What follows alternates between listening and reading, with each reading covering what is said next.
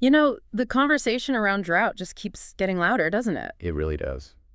And it's impossible to ignore what that means for, well, for our food systems, Mm, livestock farming, especially the way we often see it, right. traditional open pastures. It's really feeling the pressure. Feeling the heat, literally, it shows a real vulnerability. But what if trees and grazing animals weren't separate things? What if they worked together? That's exactly the landscape we're jumping into today. We're doing a deep dive into silvopastoral systems, SPS for short. SPS, right. Think of it as like a smart integration. Trees, forage, livestock. All managed together. Exactly. Intentionally managed. And the big payoff, boosting resilience, especially against these droughts that seem to be hitting harder and more often. Okay, so this isn't just a small niche idea then. It sounds like a really promising way forward. It really does seem to be. What kind of information have we pulled together for this deep dive? We've got a good stack, research looking specifically at SPS and drought resilience. Hmm. Foundational stuff, defining what SPS actually is, the mechanics of it. The nuts and bolts. Yep. Plus, real-world examples from different places, globally, and some comprehensive reviews that pull it all together. So the mission today is what? To really understand how these systems can help livestock farmers deal with less water. Precisely.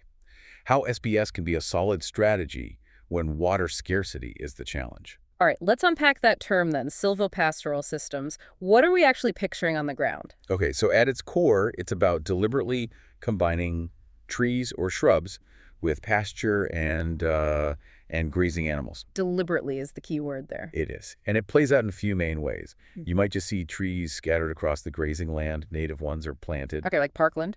sort of. Then you have fodder banks. These are like dedicated plots of trees and shrubs grown specifically to be harvested for feed. Ah, like a backup feed source. Exactly. Especially crucial when the grass gives out. Live fences too, hedges made of woody plants. They can double as forage. Makes sense. And finally, sometimes it's grazing animals within existing forests or woodlands, though that needs careful management. Right. But the absolute key is that intentional management. Trees, forage, animals, all managed together so they interact beneficially. It's about creating synergy. A holistic approach then? Everything working together, that feels intuitive. So how do they buffer against drought? What are the mechanisms? There are several really important mechanisms. Let's start with the immediate environment, the microclimate. Okay. The shade from the trees, that's a huge one. Research shows pretty consistently that this shade lowers both air and soil temperatures, sometimes quite a bit. So cooler ground, cooler air under the trees, Exactly. Imagine how much better that is for the animals, reducing heat stress. which means they probably eat better. They do. Better appetite, better growth, even better reproduction. And that cooler soil, it doesn't lose water to evaporation nearly as fast. Ah, so it holds on to moisture longer. Right. Think of the shade in the trees acting as windbreaks, too. It's like a natural air conditioner and moisture protector for the pasture. It can make a difference of several degrees and reduce water loss significantly. That's a really clear, immediate benefit. Less stress on the animals, less water lost. What else? Well, speaking of windbreaks, the trees themselves slow down the wind. Okay. Less wind means less moisture getting sucked out of the soil and less drying stress on the forage plants themselves. That's the little shelter belt effect right in the field. Precisely. And interestingly, that combo of shade and less wind can sometimes even mean slightly higher humidity under the trees. Oh. Yeah, which can further reduce how much water the plants lose through their leaves through transpiration. So the trees are really creating this more buffered, less extreme little climate zone within the pasture. Okay. Okay, let's dig a bit deeper. Literally, what about the soil itself? Right, this is where it gets really interesting underground. Tree roots are like nature's little engineers. Yeah. As they grow, they create channels, Right. pathways in the soil. Hmm. This dramatically increases how fast rainwater can soak in. Better infiltration. Much better. So when it does rain, more water gets into the soil Mm. instead of just running off the surface, which is vital in drier areas. And that water gets stored. It gets stored deeper down, kind of like an underground reservoir that the plants can tap into for longer. Like built-in water storage. Exactly. And there's more. The leaf litter for the trees, the fine roots turning over, that all adds soil organic matter, SOM. Okay, the dark stuff in healthy soil. That's the stuff. And SO acts like a sponge. It massively improves the soil's ability to hold water. Plus, it helps make nutrients more available for the plants. Big advantages during drought. So better water holding, better nutrients. And there's even this really cool thing called hydraulic lift. Hydraulic lift. Yeah, some deep-rooted trees can actually pull water up from those deeper, wetter soil layers during the night And do what with it? and release some of it into the drier topsoil layers. They basically share the water with the shallower rooted grasses around them. Wow, okay. So the trees aren't just taking water, they're potentially sharing it too. They're active players. Very active. They're modifying the whole system. Okay, so better microclimate, much better soil conditions. What about the actual food available for the livestock, the forage? This is another key benefit. SPS gives you diversification in what the animals can eat. Many trees and shrubs used in these systems provide what's called tree fodder, or browse. Leaves and twigs and things. Leaves, pods, young stems, yeah. And this can be absolutely critical when the grasses dry up in a drought, A different source of food. and often a really nutritious one. This browse can be high in protein, minerals, a really valuable supplement when other feed is scarce. Like having a living feed reserve right there. That's a great way to put it. And remember those deeper roots we talked about? Yeah. Because trees can tap into that deeper moisture, they often stay green and keep producing nutritious foliage much longer into the dry season than grasses can, Ah, so they extend the grazing period. significantly. Yeah. You take something like leucaena, it's a leguminous shrub, very deep roots. It can keep pumping out high-protein feed when the surrounding grass is just brown and brittle. Leucaena, okay. It really helps bridge those feed gaps that droughts create or make worse. Right. So cooler animals, healthier soil, holding more water, and a more diverse, longer-lasting food supply. It sounds like that has to translate into better animal welfare and productivity. It absolutely does. Just taking away that heat stress makes a huge difference physiologically. Happier animals. Happier, healthier animals. They eat better. So you see direct benefits like better milk yield in dairy cows, better weight gain in beef cattle or small ruminants, even when it's hot and dry. That's significant. And it's not just heat. Trees offer physical shelter too, right? From harsh sun, strong winds, maybe even heavy rain or hail. It all adds up to better overall well-being. Makes perfect sense. Healthier, more comfortable animals are going to be more productive. And I'm guessing those trees and their roots help hold onto the soil too, especially after a drought when the ground might be bare. You guessed right. The tree canopy intercepts raindrops, softening their impact, which reduces splash erosion. Okay.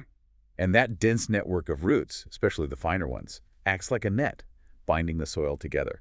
This is so important after a drought when bare soil is really vulnerable to being washed or blown away. Prevents land degradation. Yes. Plus, that better microclimate under the trees often helps maintain more ground cover overall, which adds another layer of protection against erosion. Okay, we've covered a lot of the how. Do we have some concrete examples, real-world SPS that show this drought resilience? Oh, definitely. There's some great examples. Think about the Faderbia albida parklands in parts of Africa. Feederbia. Yeah, what's amazing about this tree is its reverse leaf cycle.